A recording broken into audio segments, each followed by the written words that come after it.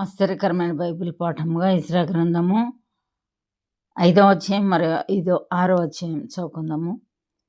ప్రవక్తలైన హగ్గయియు ఇద్దో కుమారుడైన జెకర్యాయు యూదా దేశమందును యెరూషలేమునందును ఉన్న యూదులకు ఇశ్రాయేలీయుల దేవుడైన యెహోవా నామమున ప్రకటింపగా షయల్తీయేలు కుమారుడైన జెరుబ్బాబెలును యోజాదాకు కుమారుడైన యేషూవయును లేచి యెరూషలేములో నుండు దేవుని మందిరమును కట్టనారంభించిరి. మరియు దేవుని వాక్కు ప్రవక్తలు వారితో కూడా నుండి సహాయం చేయుచు వచ్చిరి. అంతటా నది ఇవతల అధికారి అయిన తత్తెనయ్యును షెతర్బోజ్నయిను వారి పక్షముననున్న వారును యూదుల యుద్ధకు వచ్చి ఈ మందిరమును కట్టుటకును ఈ ప్రాకారమును నిలుపుటకును ఎవరు మీకు సెలవిచ్చిరని అడగగా ఈ కట్టడమును చేయించిన వారి పేరులు మొదలైన సంగతులను మేము వారితో చెప్పితిమి.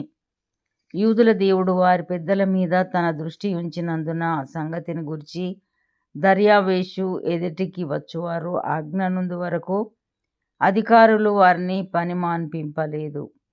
నది యువతల అధికారి అయిన తత్తెనయ్యును షతర్బోజ్నయిను నది యువతల నుండి వారి పక్షముగానున్న అపర్సెకాయులను రాజైన దర్యావేషునకు పంపిన ఉత్తరము నకలు రాజైన దర్యావేషునకు సకల క్షేమ ప్రాప్తి అగునుగాక. రాజమైన తమకు తెలియవలసినదేమనగా, మేము యూదా ప్రదేశంలోనికి వెళ్ళితిమి. అక్కడ మహాదేవుని యొక్క మందిరము ఉన్నది.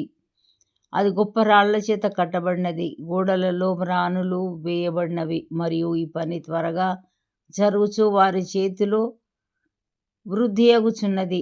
ఈ మందిరమును కట్టుటకును ఈ ప్రాకారములను నిలుపుటకును ఎవరు మీకు సెలవిచ్చిరని మేము అక్కడనున్న పెద్దలను అడిగితిమి. వారిలో అధికారులైన వారి పేర్లు వ్రాసి తమకు తెలియచేయుటకై వారి పేర్లను అడగగా వారు ఇలాగున ప్రత్యుత్తరం ఇచ్చిరి. మేము భూమి ఆకాశముల దేవుని యొక్క సేవకులమై అనేక సంవత్సరముల క్రిందట ఇశ్రాయేలీయులలో ఒక గొప్ప రాజు కట్టించి నిలిపిన మందిరమును మరల కట్టుచున్నాము.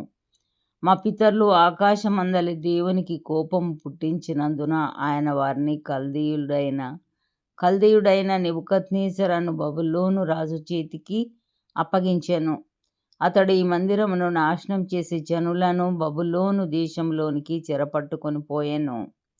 అయితే బబులోను రాజైన కోరెషు ఏలుబడిలో మొదటి సంవత్సరమందు రాజైన కోరెషు దేవుని మందిరమును తిరిగి కట్టుటకు ఆజ్ఞ ఇచ్చెను. మరియు నెబుకద్నెజరు యెరూషలేమునందున్న దేవాలయంలో నుండి తీసి బబులోను పట్టణమందున్న గుడిలోనికి కొనిపోయిన దేవుని మందిరపు వెండి బంగారు ఉపకరణములను రాజైన కోరెషు బబులోను పట్టణపు మందిరంలో నుండి తెప్పించి తాను అధికారిగా చేసిన షేష్బజ్జరు అను నతనికి అప్పగించి, నీవు ఈ ఉపకరణములను తీసుకొని యెరూషలేము పట్టణమందుండు దేవాలయమునకు పోయి దేవుని మందిరమును దాని స్థలమందు కట్టించుమని అతనికి ఆజ్ఞ ఇచ్చెను. కాబట్టి ఆ షేష్బజ్జరు వచ్చి యెరూషలేములో నుండి దేవుని మందిరపు పునాదిని వేయించెను. అప్పటి నుండి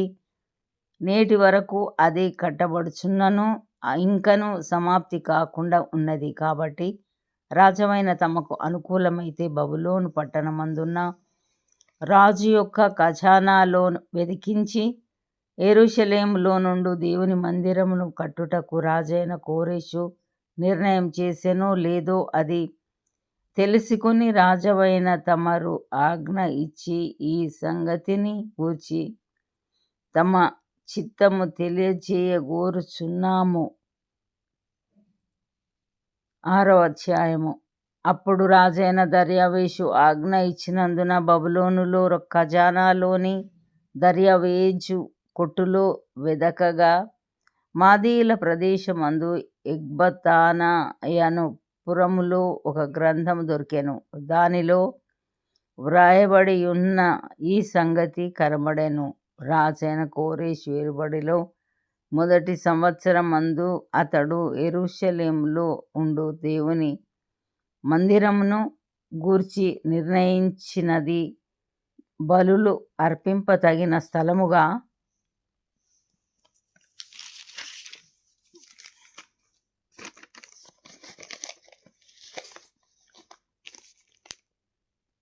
మందిరము కట్టింపబడవలెను.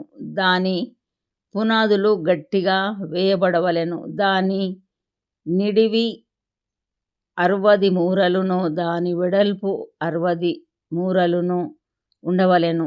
3 వరుసలు గొప్ప రాళ్ల చేతను 1 వరుస క్రొత్త మ్రానుల చేతను కట్టింపబడవలెను. దాని వ్యయమును రాజు యొక్క ఖజానాలో నుండి ఇయ్యవలెను. మరియు యెరూషలేములోనున్న ఆలయంలో నుండి నెబుకద్నెజరు బబులోనునకు తీసుకొని వచ్చిన దేవుని మందిరము యొక్క వెండి బంగారు ఉపకరణములు తిరిగి అప్పగింపబడి యెరూషలేములోనున్న మందిరమునకు తేబడి దేవుని మందిరంలో వాటి స్థలమందు పెట్టబడవలెను. కావున రాజైన దర్యావేషు ఈలాగు సెలవిచ్చెను. నది యవతల అధికారి అయిన తత్తెనై అను నీవును, షెతర్బోజ్నై అను నీవును, నది యువతల మీతో కూడనున్న అపర్సెకాయులును యూదుల జోలికి పోక దేవుని మందిరపు పని జరగనిచ్చి వారి అధికారిని పెద్దలను దేవుని మందిరమును దాని స్థలమందు కట్టింపనీయుడి.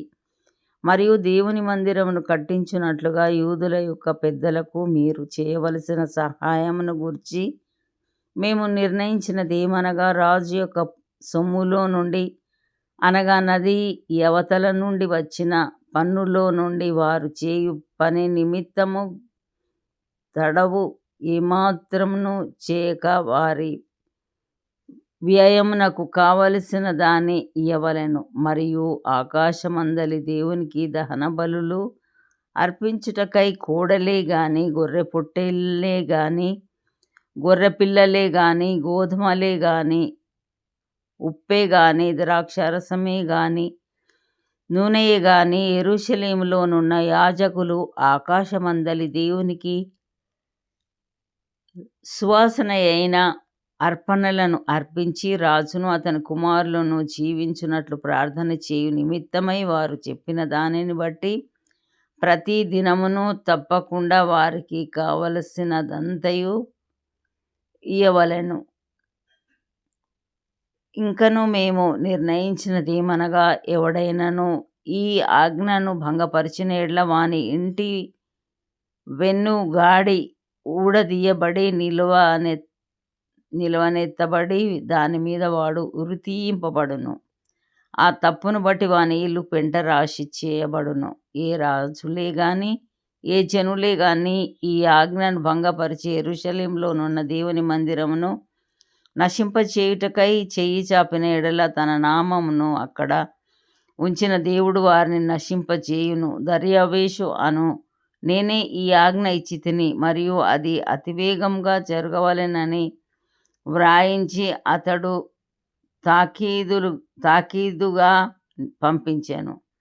అప్పుడు నది ఇవతల అధికారి అయిన తత్తెనయ్యును షెతర్బోజ్నయ్యును వారి పక్షమున నున్న వారును రాజైన దర్యావేషు ఇచ్చిన ఆజ్ఞ చొప్పున వేగంగా పని జరిపించిరి. యూదుల పెద్దలు కట్టించుచు ప్రవక్తయైన హగ్గయియు ఇద్దో కుమారుడైన జకర్యాయు హెచ్చరించుచున్నందున పని బాగుగా జరిపిరి.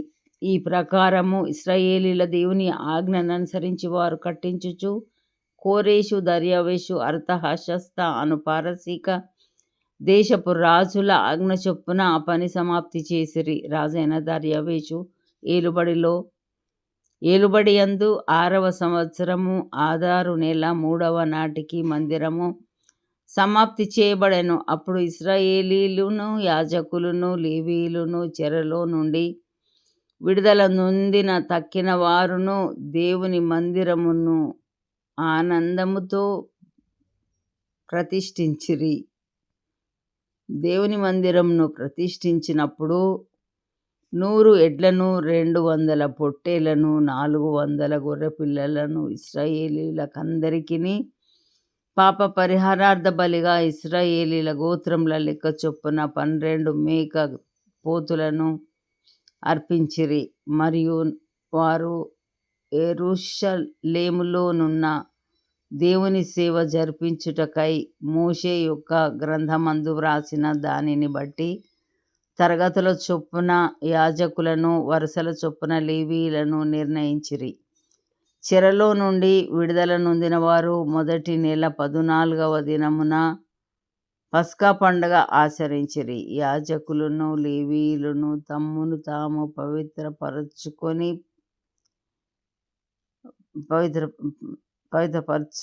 పవిత్రులైన తరువాత చెరలో నుండి విడుదల నొందిన వారందరి కొరకును, తమ బంధువులైన యాజకుల కొరకును, తమ కొరకును పస్కా పశువును వధించిరి. కావున చెరలో నుండి విడుదల నొంది తిరిగి వచ్చిన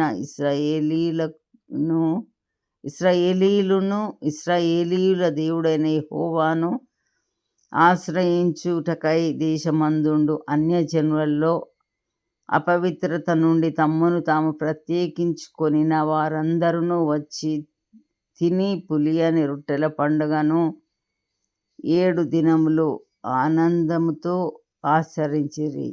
ఏలయనగా ఇశ్రాయేలీయుల దేవుని మందిరపు పని విషయమై వారి చేతులను బలపరచుటకు యెహోవా అష్షూరు రాజు హృదయమును వారి వైపు త్రిప్పి వారిని సంతోషింపజేసెను. ఇంతటితో ఈ దినం కొరకైన బైబిల్ పాఠము సరి.